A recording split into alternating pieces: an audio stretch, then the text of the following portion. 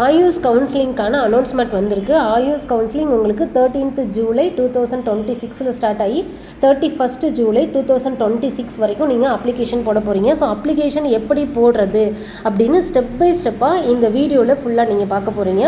AYUSH counselling அப்படிங்கிறது BAMS, BHMS, BSMS, BUMS இது எல்லாத்துக்கும் சேர்த்து ஒரே அப்ளிகேஷன் தான் போட போகிறீங்க. ஸோ BNYS மட்டும் வேறு அப்ளிகேஷன் போடுவீங்க. ஃபஸ்ட்டு நீங்கள் என்ன பண்ணுறீங்க, செலெக்ஷன் கமிட்டி அந்த TN ஆயுஷ் அப்படின்ற வெப்சைட்டுக்கு போயிடுங்க. இதில் செலெக்ஷன் கமிட்டின்றதை கிளிக் பண்ணிவிடுங்க. நம்ம வந்து பார்த்தீங்க அப்படின்னா இப்போ கோர்ஸ் செலக்ட் பண்ணணும். ஸோ யூஜி கோர்ஸ் செலக்ட் பண்ண போகிறோம். யூஜியில் இப்போ ஃபஸ்ட்டில் இருக்க 4ல் எதனாவது ஒன்று கிளிக் பண்ணால் போதும் உங்களுக்கு. ஸோ இப்போது நான் யுனானி அப்படின்றத கிளிக் பண்ணிவிட்டேன். இதை கிளிக் பண்ணதுக்கப்புறம் பார்த்தீங்க அப்படின்னா நமக்கு இந்த மாதிரி click here for apply UG courses ஃபஸ்ட்டாக இருக்குது பாருங்கள், அந்த ஆப்ஷனை கிளிக் பண்ணிக்கோங்க. இதை கிளிக் பண்ணதுக்கப்புறம் உங்களுக்கு மேனேஜ்மெண்ட் கோட்டாவுக்கு தனியாக வரும், கவர்மெண்ட் கோட்டாவுக்கு தனியாக அப்ளிகேஷன் போடுற மாதிரி இருக்கும். ஸோ அதில் இப்போ நான் கவர்மெண்ட் கோட்டா அப்படின்றதுக்கு நான் உங்களுக்கு போயிட்டேன். ஸோ கவர்மெண்ட் கோட்டாவில் வந்து பார்த்தீங்க அப்படின்னா இப்போது நம்ம ஃபஸ்ட்டு லாகின் ஐடி நம்ம கிரியேட் பண்ணோம். ஸோ அப்போ click here for new registration அப்படின்றத போயிடுங்க. இன்ஸ்ட்ரக்ஷன் ரீட் பண்ணிவிட்டு கண்டினியூ கொடுத்துக்கோங்க. இதுக்கடுத்து இந்த பேஜ் ஓப்பன் ஆகும். இதில் வந்து உங்களுக்கு நம்ம 4 கோர்ஸுக்கும் சேர்த்து ஒரே அப்ளிகேஷன் அது ஆட்டோமேட்டிக்காக வந்துடுது. கவர்மெண்ட் கோட்டாக்கு நான் உங்களுக்கு இப்போ காமிக்கிறேன். நெக்ஸ்ட் குவாலிஃபையிங் எக்ஸாமினேஷன் அப்படின்றது. குவாலிஃபையிங் எக்ஸாமினேஷனில் நீங்கள் இப்போது HSC அப்படின்றத நீங்கள் செலக்ட் பண்ணணும். அதுக்கப்புறம் குவாலிஃபைடு இயர் இருக்குது. ஸோ இந்த இயர் பாஸ் பண்ணியிருக்கீங்க அப்படின்னா நீங்கள் 2026 அப்படின்றத போட்டுக்கோங்க.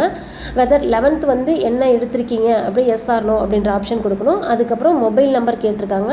ஸோ மொபைல் நம்பர் கொடுத்துக்கோங்க. நீங்கள் இப்போ ஒரு பாஸ்வேர்டு வந்து கிரியேட் பண்ணணும். பாஸ்வேர்டு வந்து நீங்களாக கிரியேட் பண்ணிக்கோங்க. அதை சேவ் பண்ணி வச்சுக்கோங்க பத்திரமா, ஏன்னா அந்த பாஸ்வேர்டு தான் நீங்கள் உங்களுக்கு லாகின் பண்ண போகிறீங்க. அதுக்கப்புறம் நேம் ஆஃப் த கேண்டிடேட் உங்களோட 12th மார்க் ஷீட்டில் என்ன இருக்கோ அதை வச்சு நீங்கள் அதே மாதிரி ஸ்பெல்லிங் போட்டுக்கோங்க. இன்சியல் லாஸ்ட்டில் இருந்துச்சுன்னா லாஸ்ட்டில் போடணும், அதெல்லாம் கரெக்டாக பார்த்துக்கோங்க. அதே மாதிரி மார்க் ஷீட்டில் இருக்க மாதிரி டேட் ஆஃப் பர்த் போட்டுடுங்க. அதுக்கப்புறம் HSCயோடைய ரோல் நம்பர் வந்து போட்டுடுங்க. லாகின் ஐடி நீங்களாக தான் புதுசாக க்ரியேட் பண்ணணும். ஸோ நியூ ஐடி க்ரியேட் பண்ணிவிடுங்க. மெயில் ஐடி உங்களுக்கு நீங்கள் க்ரியேட் பண்ணிவிடுங்க. ஆல்ரெடி இருக்க மெயில் ஐடியை போட்டுடுங்க. இப்போ நீங்கள் ஒரு பாஸ்வேர்டு க்ரியேட் பண்ணியிருப்பீங்க, அந்த பாஸ்வேர்டையே எகெயின் திரும்ப இங்கே போடணும். கன்ஃபார்ம் பாஸ்வேர்டு கொடுத்துருங்க. கொடுத்ததுக்கப்புறம் நமக்கு இப்போது லாகின் ஐடியும் மெயில் ஐடி வச்சு பாஸ்வேர்டு க்ரியேட் ஆகிடும். க்ரியேட் ஆனதுக்கப்புறம் இங்கே சைன்இன் கொடுத்துருங்க. ஸோ சைன்இன் கொடுத்துட்டீங்க அப்படின்னா உங்களுக்கு இப்போது ஆட்டோமேட்டிக்காக உங்களுக்கு ஃபஸ்ட் பேஜ் ஓப்பன் ஆகிடும். சைன்இன் கொடுத்து உள்ளே வந்தோன்னா உங்களுக்கு இப்போ பர்சனல் இன்ஃபர்மேஷன் வந்து ஓப்பன் ஆகிடும். ஸோ பர்சனல் இன்ஃபர்மேஷன் உங்களுடைய பேசிக்காக உங்களுடைய டீட்டெயில்ஸ் 12th மார்க் ஷீட்டில் இருக்க மாதிரி உங்கள் நேம் போட்டுடுங்க. அதுக்கப்புறம் ஃபாதர் நேம் போடுங்க. ஸோ ஃபாதர் நேம் போட்டதுக்கப்புறம் இங்கே வந்து டேட் ஆஃப் பர்த் என்ன இருக்கோ அதை ஃபில் பண்ணியிருக்கோங்க. ஜெண்டர் என்ன கொடுக்குறீங்களோ அதை ஃபில் பண்ணிக்கோங்க. அதுக்கப்புறம் பார்த்தீங்க அப்படின்னா உங்களுடைய நேஷ்னாலிட்டி, நேட்டிவிட்டி, ரிலீஜியன், கம்யூனிட்டி, அதுக்கப்புறம் கம்யூனிட்டியில் சப்காஸ்ட் என்ன இருக்குது அப்படின்றத சப்காஸ்ட் அது வந்து கொடுத்துருப்பாங்க உங்கள் கம்யூனிட்டி சர்டிஃபிகேட்டில், அதை ஃபில் பண்ணிவிடுங்க. அதுக்கப்புறம் நேம் ஆஃப் த மதர், அதுக்கப்புறம் பிளேஸ் ஆஃப் பர்த்து, இது எல்லாத்தையும் நீங்கள் ஃபில் பண்ணிடணும். ஆதார் கார்டு நம்பரில் ஆதார் நம்பர் என்ன இருக்கோ அதை ஃபில் பண்ணும். உங்களுக்கு ரெட்டில் கொடுத்துருக்கிறது கம்பல்சரி நீங்கள் ஃபில் பண்ணி ஆகணும். அதனால் ரெட் மார்க் கொடுத்துருக்கிறத நீங்கள் கரெக்டாக பார்த்து ஃபில் பண்ணிவிடுங்க. அதுக்கப்புறம் community certificate details. So community சர்டிஃபிகேட்டில் கார்னரில் நம்பர் கொடுத்துருப்பாங்க, அந்த நம்பரை நீங்கள் ஃபில் பண்ணி அந்த டீட்டெயில்ஸ் எல்லாமே ஃபில் பண்ணிவிடுங்க. நெக்ஸ்ட்டு வந்து பார்த்தீங்க அப்படின்னா உங்களுடைய நேட்டிவ் அந்த டிஸ்ட்ரிக், என்னென்ன டிஸ்ட்ரிக்டில் நீங்கள் இருக்கீங்க, எந்த ஸ்டேட்டு, அந்த ஸ்டேட்டில் உங்களுக்கு எந்த கண்ட்ரி, இந்த கம்யூனிகேஷன் அட்ரஸை வந்து பெர்மனன்ட் அட்ரஸ் இது ரெண்டுக்கும் சேமஸ். உங்களுக்கு என்ன டீட்டெயில்ஸ் இருக்குமோ அதை ஃபில் பண்ணிவிடுங்க. ஸோ ஃபில் பண்ணிட்டு சேவ் கொடுத்துட்டு ப்ரொசீட் கொடுத்தீங்கன்னா நெக்ஸ்ட் பேஜ் உங்களுக்கு ஓப்பன் ஆகிடும். இங்கே வந்து ஸ்கூல் ஸ்டடீஸ் இன்ஃபர்மேஷன் நீங்கள் ஃபில் பண்ண போகிறீங்க. 6th 12th வரைக்கும் ஒரே ஸ்கூல்னால் எஸ், இல்லைனா நோ கொடுத்துக்கோங்க. ஸோ வேறு ஸ்கூலாக இருக்குது அப்படின்னா நீங்கள் 7.5ல் வரீங்களா அப்படின்னா அது SR நோனா அது நோ கொடுத்துக்கோங்க. 7.5 இல்லைனா நோ. சப்போஸ் 7.5 இருந்துச்சுன்னா எஸ் கொடுத்துக்கோங்க. இப்போ நீங்கள் 6th 7th 8th 9th 10th 11th 12th எல்லாமே எந்த ஸ்கூலில் படிச்சிருக்கீங்க, CBSEயா ஸ்டேட் போர்டா, அது எல்லாமே ஸ்கூல் நேம். சப்போஸ் வேறு ஸ்கூலில் படிச்சிருந்தீங்க அப்படின்னா வேறு ஸ்கூல் ஃபில் பண்ணிக்கோங்க. ஸ்கூல் டைப் அது CBSEயா மெட்ரிக்கான்றதை ஃபில் பண்ணிக்கோங்க.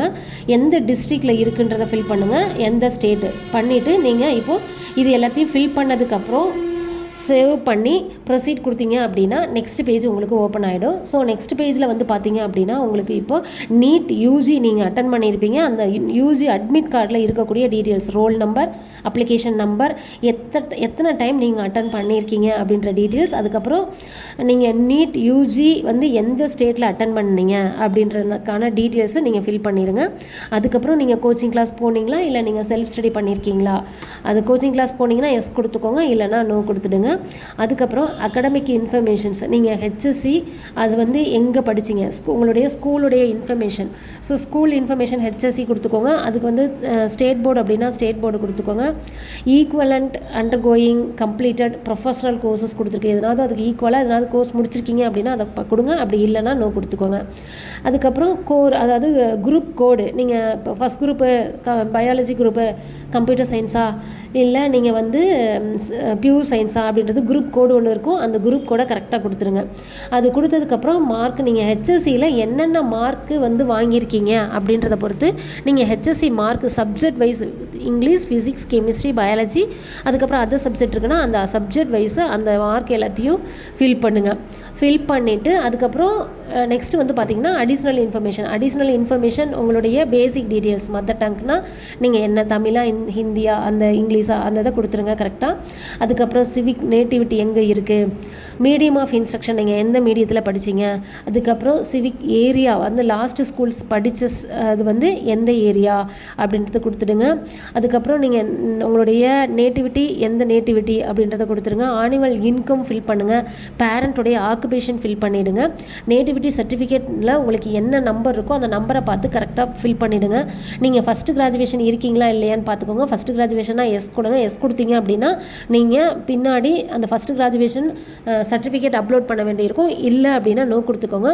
உங்களுடைய பிரதர் அண்ட் சிஸ்டர் வந்து ஃபஸ்ட்டு கிராஜுவேஷன் வாங்குறாங்களா அப்படின்றதையும் பார்த்து அதுவும் கொடுத்துக்கோங்க.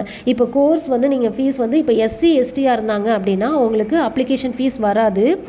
அதே மாதிரி உங்களுக்கு மேனேஜ்மெண்ட் கோட்டானா 1000 rupees வரும். சப்போஸ் நீங்கள் வந்து அதர் கம்யூனிட்டியாக இருக்கீங்க அப்படின்னா பிசி எம்பிசியாக இருக்கீங்க அப்படின்னா கவர்மெண்ட் கோட்டாவுக்கு 500 ரூபாய், மேனேஜ்மெண்ட் கோட்டாவுக்கு 1000 ரூபா, நீங்கள் 1500 ரூபா பே பண்ணணும். இதை முடிச்சுட்டு சேவ் பண்ணிட்டு ப்ரொசீட் கொடுத்துருங்க. நெக்ஸ்ட் பேஜ் வந்து உங்களுக்கு என்ன ஓப்பன் ஆகும் அப்படின்னா பேங்க் டீட்டெயில்ஸ் ஓப்பன் ஆகும்.